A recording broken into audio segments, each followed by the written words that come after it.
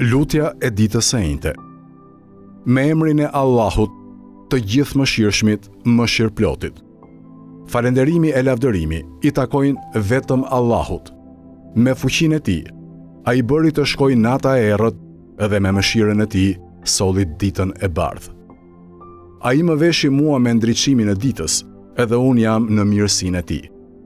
O Zoti im, ashtu siç bëre që të jem në këtë ditë, bëj që të jem edhe në ditët e ngjashme me të. Madhëroje dhe dhuro paqe e shpëtim për Muhamedin e për familjen e tij. Në këtë ditë, mos sill për mua dhimbje të forta, e as në netët e në ditët e tjera, për shkak të kryerjes së punëve të ndaluara edhe të mëkateve.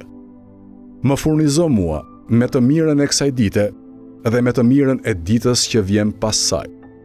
Largoje prej meje të keqen e kësaj dite dhe të keqen e ditës që vjen pas saj. O Zoti im, me besën e Islamit, kërkoj të arrit e Ti. Me paprekshmërinë e Kuranit, jam mbështetur në Ty. Me Muhammed Mustafan, paqja e shpëtimi e Allahut qoftë mbi të e mbi familjen e Tij, kërkoj ndërmjetësimin pranë Teje. O Zoti im, dëshmoje besën time, me të cilën kam shpresuar kryerjen e nevojës që kam. O më i mëshirshmi i mëshiruesve.